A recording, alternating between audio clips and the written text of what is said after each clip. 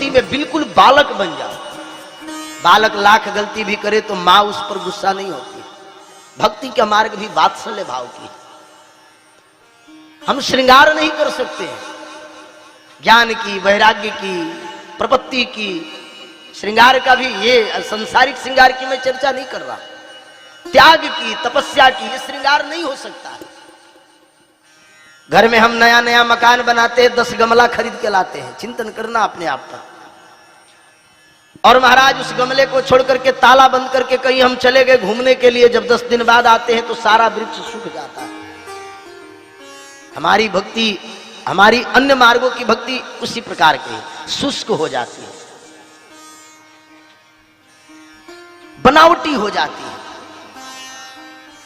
भगवान कहते तुम करोड़पति बनो, इससे कोई आपत्ति नहीं है, मुझे करोड़पति की जरूरत नहीं है।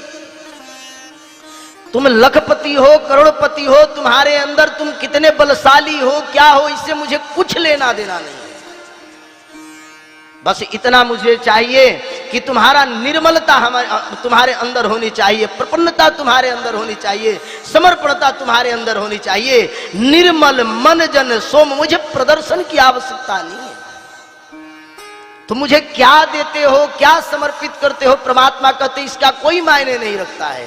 बस चाहिए तो इतना ही चाहिए, सरल स्वभाव, मन कुटिलाई, मन की कुटिलता नहीं होनी चाहिए।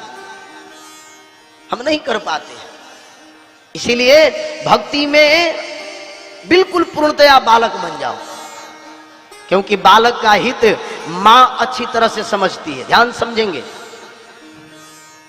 बालक रोता है तो उसे मालूम है कि उसे भूख लगी है या कुछ और, उसे क्या दिक्कत है, वह बता नहीं पाता है, लेकिन फिर भी अपनी वात्सल्य के प्रभाव से वह मां जान जाती है कि मेरा पुत्र बालक ये भूखा है अथवा प्यासा है। उसी प्रकार भक्ति में बालक बनो। जीवन की 3 स्थिति है,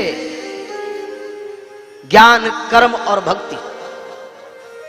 भक्ति में पूर्ण रूपेण बालक बन जाओ, अबोध बनो। अपराध भी हो तो महाराज नहीं, कुछ अपराध का फल प्राप्त नहीं होगा, भगवान अपने वात्सल्य से क्षमा कर देंगे।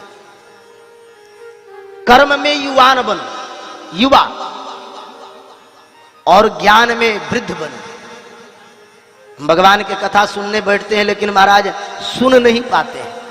बंधुओं याद रखना, तुम्हारा नाचना, गाना, नृत्य, वाद्यादि, गीतादि, पुराण पठनादि भी राजोपचार ही सकल ही संतुष्टो भव माधव। भगवान भी तभी संतुष्ट होते हैं जब आप उनको जानते हो। 7 दिन थ्योरेटिकल क्लास करो, प्रैक्टिकल में भी उसी को अव्वल नंबर प्राप्त होता है जिसका थ्योरी मजबूत हो। नहीं तो प्रैक्टिकल में पास हो जाओगे और थ्योरी में फेल हो जाओगे, फिर एक क्लास में पड़े रहो। इसीलिए प्रैक्टिकल से ज्यादा थ्योरेटिकल क्लास कराया जाता है। नाचना, गाना, बजाना, प्रदर्शन करना, लोक लुभावन कर्म करना, जनरंजन करना, ये तो नित्य हमारे जीवन में है बंधुओं। कभी कभी थ्योरेटिकल क्लास करो जो वास्तविकता है। नमक बोरी में अच्छी लगती है, पैकेट अच्छा है, लेकिन स्वाद तभी आता है जब उस नमक के पैकेट को खोल करके हम अंदाज पर, हम अपने अनुभवागम्य स्थिति पर उसे पदार्थ में डालें, तब स्वादिष्ट बनता है। इसीलिए भगवान कहते हैं कि मुझे और कुछ नहीं चाहिए, भक्ति में बिल्कुल बालक बन जाओ, जैसे गोपिकाएं बन गई।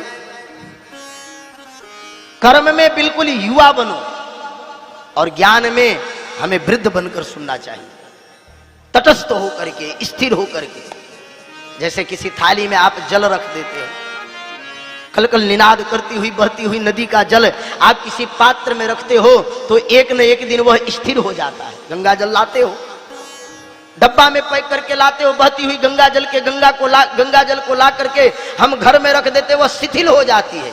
आप उसे सीखो, उसके सारे गंदगियां नीचे स्थिरता में जम जाती है, फिर हम ऊपर से बिना कपड़ छान किए ही उसका सेवन कर सकते हैं। हमें ज्ञान में वृद्धा बनना चाहिए, हम ज्ञान में बालक बन जाते हैं, कर्म में वृद्ध बन, और भक्ति में महाराज भक्ति तो भक्ति ही है। गंगा में गंगाराम, जमुना में जमुनादास बन जाते हैं। इनका प्रभाव देखे तो इनके साथ हो लिए, उनका प्रभाव देखे तो उनके साथ हो लिए। किसी के साथ होने से, किसी के साथ जुड़ने से कुछ नहीं प्राप्त होने वाला है। अगर जुड़ना है तो केवल उस परमात्मा के साथ जुड़ो। संसार के सारे संबंध क्षणिक है। अगर संबंध केवल एक है तो आशा एक राम जी से, दूजी आशा छोड़ दे। नाता एक राम जी से, दूजी नाता तोड़ दे। धन्यवाद निर्विवाद राम राम कहिए, जाहि विधि राखे राम, ताहि विधि रहिए। यही भक्ति है।